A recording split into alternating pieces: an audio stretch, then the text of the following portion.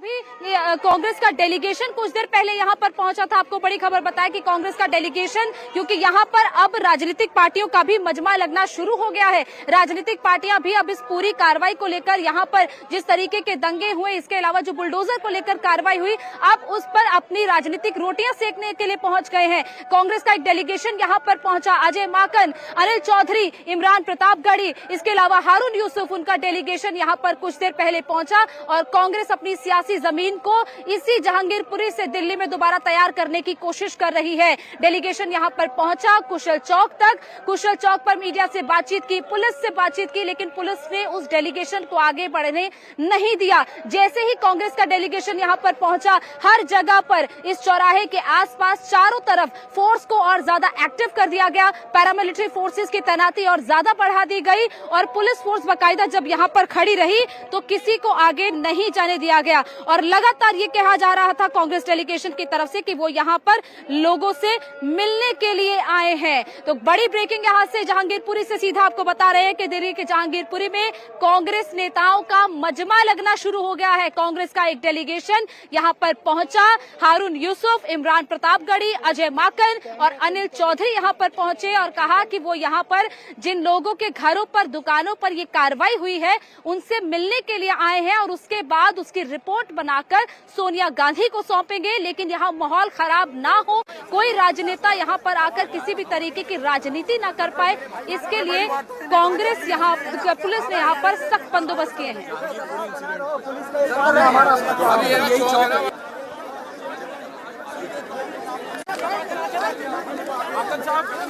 मिलने के लिए आए हैं क्या?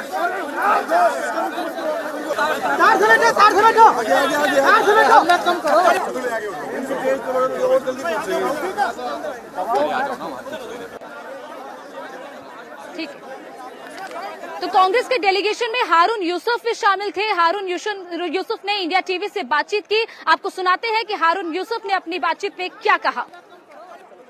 हमारे साथ मौजूद है सर। आज आप अपने डेलीगेशन के साथ जहांगीरपुरी पहुंचे हैं, हालांकि हम देख रहे हैं कि पुलिस ने रोका, आगे जाने की परमिशन नहीं दी जा रही है आप लोगों को, क्या कहेंगे? देखिए, हम लोग कानून के दायरे में काम करते हैं और जिस तरीके से कानून की धज्जियां यहाँ उड़ाई गई हैं, इसीलिए हम यहाँ आए कि एक तो आदरणीय सुप्रीम कोर्ट ने जिस तरीके का निर्णय लिया है उसको हम बहुत धन्यवाद करते हैं कि लोगों का विश्वास आज जागा है कि संविधान अभी जिंदा है। और मैं समझता हूँ पूरे देश के अंदर ये प्रयास हो रहा है कि संविधान से बड़े हम हैं और मैं समझता हूँ कि हिंदुस्तान के लोग बहुत दौर गुजरे हैं और यहाँ पर जो हम आए, जिस तरीके से गरीब लोगों के घर उजाड़े गए, चाहे वो किसी भी धर्म का हो, किसी भी जात का हो, हम आज इसलिए आए कि हम साथ खड़े हैं। सर, क्या कोई स्टेटस रिपोर्ट आप लोग यहाँ पर तैयार करेंगे, फिर उसको हाईकमान में सौंपेंगे? बिल्कुल, इसीलिए आए हैं। तो हारून यूसुफ हैं जो साफ कह रहे हैं कि यहाँ पर पहुंचे हैं, यहाँ से स्टेटस रिपोर्ट तैयार की जाएगी और उसके बाद कांग्रेस हाईकमान यानी कि सोनिया गांधी को वो रिपोर्ट सौंपी जाएगी कि जमीनी स्तर पर क्या कुछ हुआ है। हालांकि आपको तस्वीर दिखा दें कि सुरक्षा घेरा यहाँ पर पुलिस का पूरे तरीके से लगा हुआ है, पैरामिलिट्री फोर्सेज यहाँ पर डिप्लॉयड है। 15 लोगों का जो डेलीगेशन था उनको इस कुशल चौक तक तो ले आया गया, लेकिन यहाँ से आगे जाने की परमिशन दिल्ली पुलिस द्वारा नहीं दी जा रही है। और कांग्रेस नेताओं का कहना है कि वो हर किसी के साथ है, वो ये जानना चाह रहे हैं कि किस तरीके से जो बुलडोजर है वो यहाँ पर चला है। संविधान का पालन होना चाहिए और उसी को देखने के लिए एक रिपोर्ट तैयार करने के लिए तमाम जो कांग्रेस का डेलीगेशन यहाँ पर पहुंचा है। तो हारून यूसुफ को आपने सुना, हमारे संवाददाता जतिन ने उनसे बात की और अपनी बातचीत में उन्होंने कहा कि एक स्टेटस रिपोर्ट तैयार करने के लिए वो यहाँ पर आए हैं, जिसे आलाकमान को सौंपना है। कुमार सोनू इस वक्त हमारे साथ जुड़े हुए हैं, हमारे सहयोगी। कुमार, क्या अपडेट है? क्या कांग्रेस के डेलीगेशन को किसी से भी मिलने दिया गया?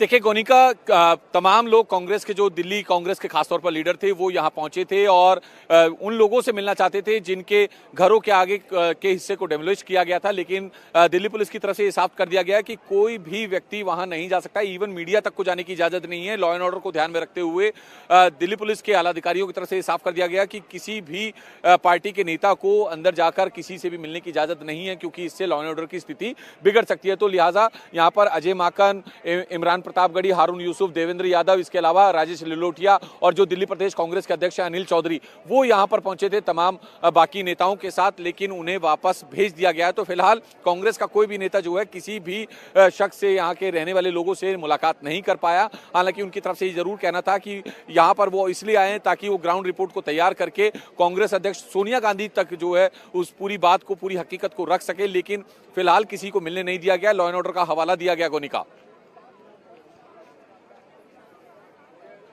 तो बिल्कुल कुमार सोनू ने जानकारी दी कि किस तरीके से पुलिस ने लॉ एंड ऑर्डर का हवाला दिया और कांग्रेस डेलीगेशन को आगे नहीं बढ़ने दिया गया। एक और बड़ी ब्रेकिंग आपको यहां से बताते हैं। अनिल चौधरी जो कांग्रेस के डेलीगेशन में पहुंचे थे, उन्होंने बीजेपी पर सीधा अटैक किया है। कहा है कि सरकार दिल्ली को जलाना चाहती है, दिल्ली को दंगे की आग में जलाना चाहती है और एमसीडी जीत के लिए ही बीजेपी की साजिश, देश में तानाशाही चल रही है। एमसीडी के चुनावों का हवाला दिया अनिल चौधरी ने। सुनते हैं कि अनिल चौधरी ने क्या कहा। अनिल चौधरी हमारे साथ हैं, दिल्ली कांग्रेस के अध्यक्ष।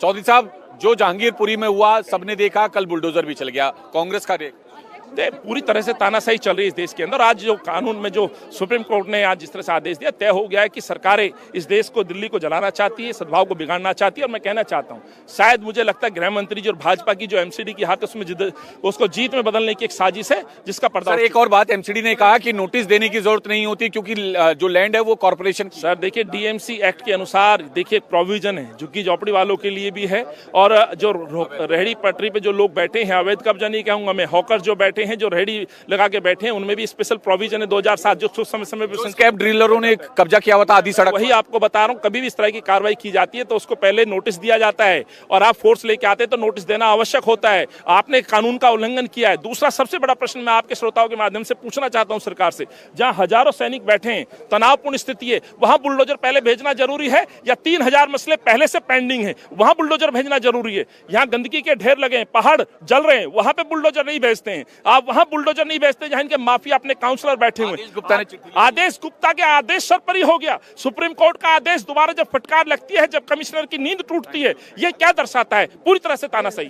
तो ये अनिल चौधरी हैं जो दिल्ली कांग्रेस के अध्यक्ष हैं, जो बुलडोजर की कार्रवाई को लेकर सख्त से जो है अपना रवैया, अपना रुख जो है बता रहे थे और साफ कह रहे थे कि बीजेपी जो है जो भी यहाँ पर कर रही है वो गलत कर रही है। हालांकि कल एमसीडी ने जो बुलडोजर चलाया, फिलहाल उस पर सुप्रीम कोर्ट ने यथास्थिति बरकरार रखते हुए रोक लगा दी थी।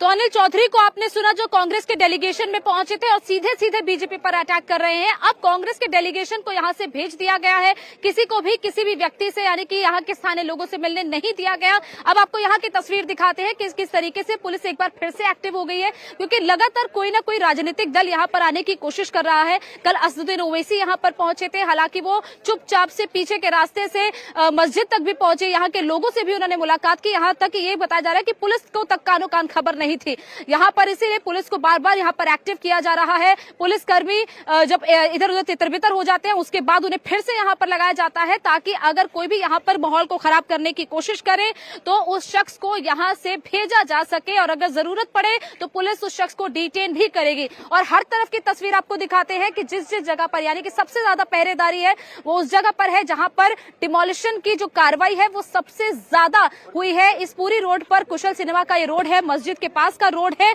यहाँ पर पूरी जो पुलिस है हर पूरी रोड पर तैनात है। पैरामिलिट्री फोर्सेस की तैनाती है, किसी को इधर आगे नहीं जाने दिया जा रहा है। अगर कोई राजनीतिक दल पहुंच भी रहा है तो उसको यही कुशल चौक तक सीमित रखा जा रहा है।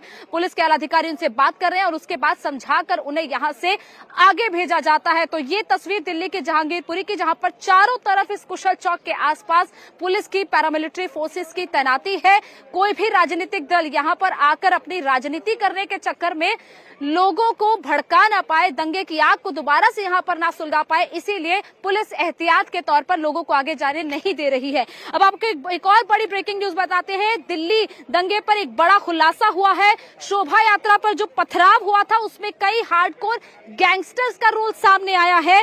बताया जा रहा है कि उसमें कई गैंगस्टर शामिल थे। दिल्ली पुलिस ने 20 ऐसे गैंगस्टर की तलाश शुरू कर दी है, और पथराव के बाद से कई ऐसे गैंगस्टर जो जहांगीरपुरी से संबंध रखते हैं, आसपास के इलाकों से संबंध रखते हैं, उनकी तलाश दिल्ली पुलिस लगातार कर रही रही है और अंसार से भी गैंगस्टर के रोल पर दिल्ली पुलिस पूछताछ कर रही है। ज्यादा जानकारी के लिए इस वक्त हमारे सहयोगी कुमार सोनू हमारे साथ जुड़े हुए हैं। कुमार, क्या जानकारी है इस अपडेट को लेकर?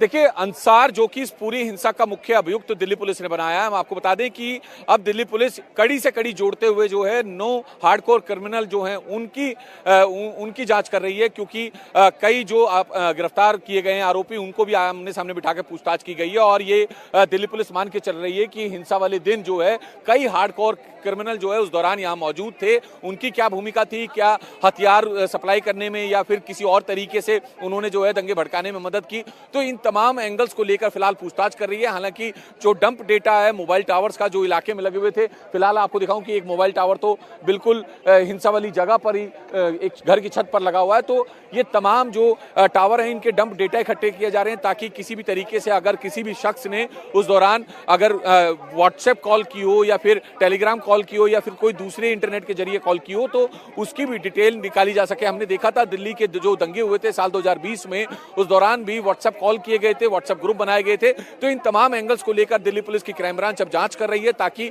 कड़ी से कड़ी मिलाकर जो है तमाम आरोपियों को सलाखों के पीछे डाला जा सके, उनकी धरपकड़ तेज की जा सके। गोनिका, तो बिल्कुल कुमार सोनू ने जानकारी दी कि किस तरीके से इस पूरे दंगे का गैंगस्टर रोल भी सामने आ रहा है, गैंगस्टर्स किस तरीके से इस पूरे दंगे में शामिल थे। अब आपको इंडिया टीवी हर वक्त हर जगह डाउनलोड करने के लिए सर्च करें India TV news Google play store या ऐप स्टोर पर।